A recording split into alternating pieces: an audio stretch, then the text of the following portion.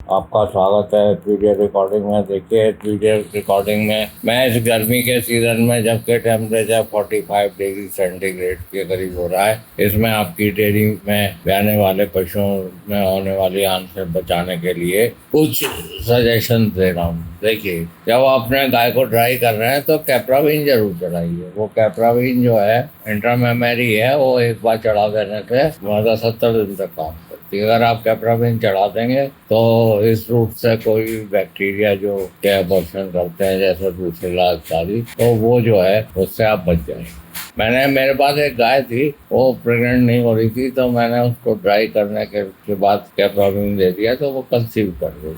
तो इसलिए कैप्रावीन जो है एक बार देनी पड़ती है, 70 दिन तक करती है। और जो रूट है ब्रुसेलोसिस वगैरह का या और इन्फेक्शन का, वो जो है वो मैं मेरी गारंटी है। तो मैं यही बता रहा हूँ कि कैप्रावीन का आप प्रयोग करिए तो आप बहुत सारे झंझटों से बच सकते हैं, जिसमें से अबॉर्शन वाला झंझट जो है वो खास है। और इसका फायदा ये होगा कि आपको नेक्स्ट लैक्टेशन में मैस्टाइटिस से भी आप बचे रहें। हालांकि कुछ तेज कॉस्टली आती है, ये करीब 250 रुपए की एक है, तो इसको हीफर में भी चढ़ाइए। बड़ा दुख होता है कि साहब 8 महीने की 9 महीने की हीफर जो है वो जो है बच्चा फेंक गई। वो तो चलिए एक बात है, पर उसमें अगर ब्रुसेलोसिस है तो फिर उसका रोग आपको भी लग सकता है। ये मैंने बताया। दूसरी बात यह है, बहुत से लोग कहते हैं मेरे साथ कंसेप्शन नहीं आ रहा, जो जीपीजी प्रोटोकॉल जो है वो काम नहीं कर रहा, तो आप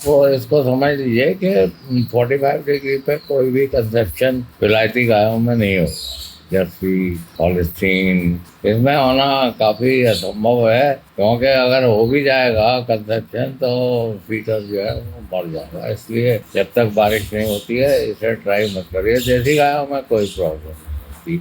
मैं तो अपनी गायों को हीट से बचने के लिए, यहाँ देहरादून में ज़्यादा टेम्परेचर नहीं होता, दिन में कभी कभी 40 हो जाता है, और वैसे वो होता है, तो मैं इनको ये इसकी ट्रांसपीन है, इसमें ये गोली है ट्रांसपीन की।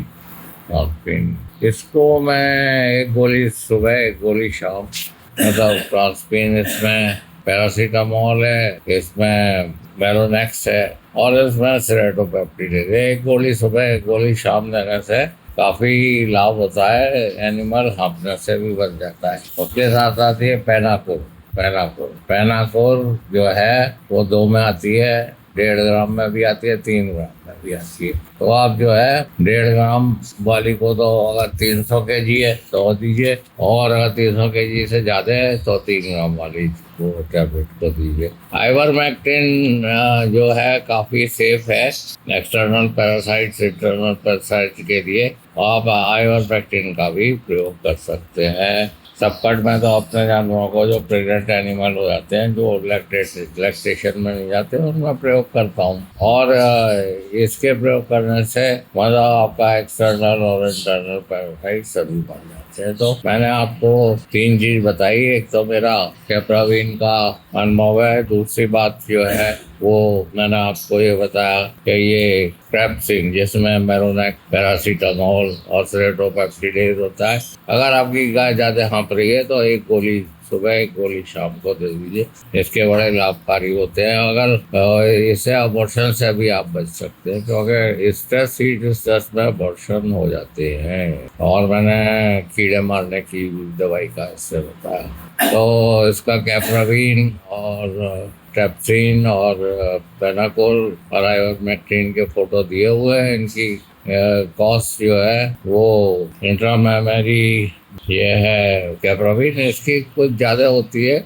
और इसे लेके रखिए। ये एक बार लगाने पे 60 दिन तक काम करती है। तो इससे आप जो है अबॉर्शन से भी बच सकते हैं, स्टेरिलिटी से भी बच सकते हैं, और बहुत सारे झंझट। मैं इस बात को इसलिए बता रहा हूँ कि आजकल एनिमल बहुत कॉस्टली हैं। 70,000 से लेकर 2 लाख तक काऊ की कॉस्ट चली गई, और इसको काफ़ी लोग रख रहे हैं काऊ को, क्योंकि ये फ़ायदा देती है। मैं अभी एक गाय खरीद के लाया हूँ 70,000 में, जो कि मुझे करीब 15 लीटर दूध दे रही है। अभी भी हाल की ब्याई गाय है, तो अभी तो वो 15 दे रही है, पर अभी मतलब 20 लीटर। तो मैं 300 रुपये का खिलाता हूँ और मुझको करीब 600 रुपये मिल जाते हैं। मेरा पैसा दुगना हो जाता है। गाय खड़ी है और गाय को मैं जो हूँ इस गाय में ब्राजीलियन गिरी का सीमेंट लाऊंगा, जिसकी कॉस्ट जो है वो 2,500 रुपये। चलिए 2 डोज लग जाएंगी तो 5,000। तो ऐसे आपका इन्वेस्टमेंट ये सबसे क्विक इन्वेस्टमेंट है कि आप अभी इन्वेस्टमेंट करिए, आपको रिटर्न शाम से ही मिल जाएगा। तो इस बात को समझ लीजिए, ये गर्मी का मौसम है। अभी अगर 20 लीटर भी दूध गाय देती है तो आप खुश रहिए। जाड़ों में वही गाय जो है 30 या 40 लीटर दूध देगी। ज़्यादा दूध की गाय इस समय जो है लाने से परहेज करिए। जो मैं तो देहरादून में है, तो यहाँ तो इतनी गर्मी नहीं पड़ती है, पर यहाँ 50 डिग्री और यहाँ 45 डिग्री टेम्परेचर हो रहा है, और वो नहीं है, क्या कहते हैं, अगस्त इत्यादि नहीं है, तो वहाँ पे गायों का भी टेम्परेचर 105 डिग्री हो जाता है। उसमें कोई एंटीबायोटिक दे देगा तो बहुत ही नुकसान होता है। तो इस बारे में ये डेयरी के प्रोग्राम तो बहुत लोग कहते हैं कि आप डेयरी रखिए, ये है, और कंसल्टेंट हैं हम ये, पर ब्लड प्रोड्यूस, हीट स्ट्रेस और थेरेरिया, बवेसिया, एनाप्लाज्मोसिस, रिपीट ब्रीडिंग, मैस्टाइटिस, इसकी कोई ज़्यादा वो जो है वो चर्चा नहीं करता है। तो मैं वेटनेरियन होने के नाते वेटनेरियन को यही बता रहा हूँ कि आप जो है वेटनेरियन होकर काफ़ी धन कमा सकते। आप अगर अच्छी गाय रखेंगे तो लोग आपके यहाँ देखने भी आएंगे और मतलब आपसे शिक्षा भी लेंगे। तो इसमें इंसेमिनेटर भी ऐसा कर रहे हैं, बहुत सारे इंसेमिनेटर भी इसमें आ रहे हैं, क्योंकि जो हम लोग AI करना चाहते हैं, मान लिया हमने 10 AI और 300-400 रुपये से ज़्यादा देगा नहीं, तो हम भी उसे 30 रुपये वाला सीमेंट लगाएंगे। फिर बात यह है कि 50% चांसेस होते हैं, फिर 50% मेल हो जाएगा। फीमेल वाला जो सीमेन है वो ज़्यादा काम नहीं करता, तो इस प्रकार से फिर 50% जो है डेथ हो जाएगी। तो 10 से अगर आप करेंगे तो 1-2 ही बच्चा प्राप्त होता है, और बहुत से लोग बच्चे को रखना भी नहीं चाहते और फीडिंग भी नहीं कर सकते उसकी। तो मैं यही बता रहा हूँ आपको कि ये बहुत इसमें repeat breeding, mastitis, blood produce, ये जो है बहुत बड़ी प्रॉब्लम है, और इसको वेटनेरियन ही सॉल्व कर सकते हैं, वेटनेरियन ही बता सकते हैं। वेटनेरियंस को इसका ज्ञान होता है, और यदि वो डेयरी खोलेंगे, और बहुत से लोगों ने खोल भी रखी है, तो बड़े लाभकारी होंगे, और वो एक शिक्षक के रूप में भी काम करेंगे और पशुपालक के लिए। मैं भी BSc MBSc PhD हूँ, मुझे 70 साल का अनुभव है, और मैं गांव में भी था। मैंने 60 रुपए की गाय भी खरीदी, और मैं कल ही 60,000 की गाय खरीद के लाया हूँ। दूध की कीमत मेरे टाइम में 50 पैसे होती थी, 50 पैसे प्रति लीटर। आज के दिन जो है वो 50 रुपये प्रति लीटर हो गई है। तो इसमें मेरे ही यहाँ देहरादून में लैब है, और मैं डॉक्टरेट हूँ, बायोकेमिस्ट हूँ, और मैं रिटायर होने के बाद 2004 में भी पढ़ाता रहा, और मैंने जेनेटिक इंजीनियरिंग पढ़ाई, BTech बायोटेक को पढ़ाया। तो उसमें मेरे ज्ञान में बहुत वृद्धि हुई, और मैं इस खेल को पूरा समझ गया कि ये खेल क्या है। बहुत से लोग कहते हैं साहब मैं ब्रीड पे काम कर, आप ब्रीड पे क्या काम कर रहे हैं? ब्रीड पे तो 200 साल से काम करके उनमें ऑलरेडी ब्रीड निकाल रखी है। ब्रीड पे ऐसा है कि जो आपकी साहिवाल है, और बफेलो है, और राठी है, थरपारकर है, इसके जीनोम एनालिसिस करने के लिए इंडिया ने दे रखा है, और जब वो जीनोम एनालिसिस हो के आ जाएगी तो वो यंग एज में ही बुल को आइडेंटिफाई कर लेंगे कि ये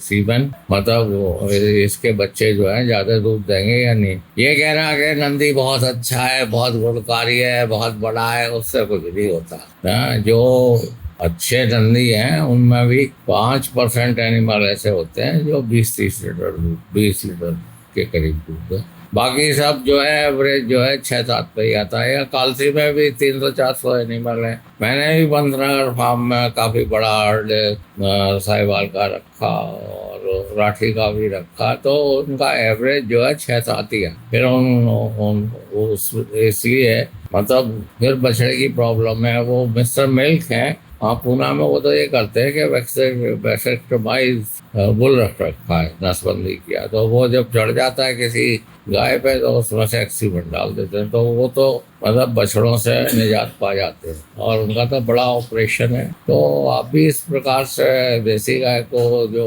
अच्छी देसी गाय की नस्ल अब आ जाएगी, जब जिनोमिक ये हमारे साहिवाल, थरपारकर और राठी हो जाएंगे, तो इनसे भी मतलब आपको काफ़ी अच्छा प्रोडक्शन मिलेगा। मेरे पास ब्राज़ीलियन गिरी का सीमेंट है, तो वो मैंने 2,500 की एक डोज खरीदी है। मैं लगा रहा हूँ अपनी गाय में। मैं इसलिए लगा रहा हूँ कि अगर मैं 2,500 का गिरी के या लेके जाऊँगा तो वो नहीं लगवाएगा, क्योंकि 2,500 नहीं होता। वो मैंने 2 गाय को इंसेमिनेट किया था अपनी, तो उसमें एक तो कंसीव कर गई, एक नहीं की, तो मुझे तो 5,000 में पड़ेगा एक।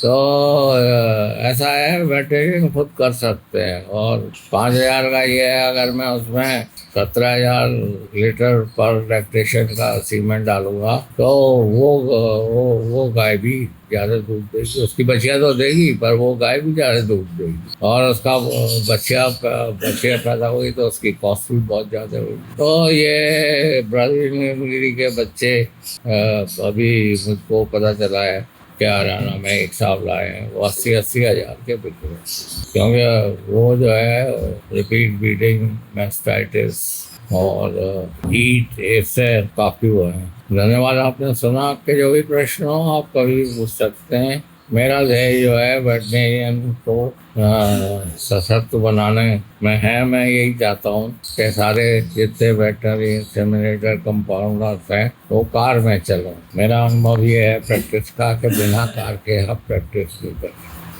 आपके पास वैक्सीन भी होना चाहिए, सीमेन भी होना चाहिए, माइक्रोस्कोप भी होना चाहिए, तो वो सब कार में ही मतलब। तो जब तक हमारी इनकम नहीं बढ़ेगी तब तक हम कार में नहीं चल सकते। तो इनकम बढ़ाने के बहुत से कायदे, ये मैंने आपको अपना विचार बताए। मैं 80 साल का हूँ। वैसे आपके जो भी विचार हो मुझे बताइए। आप मुझे क्रिटिसाइज करना चाहते हैं तो आप क्रिटिसाइज भी करिए। ये जो टेलीविज़न पे और इस पे जो बहुत रोज़ ही पिक्चर दिखाई जाती है वो वैसी है नहीं।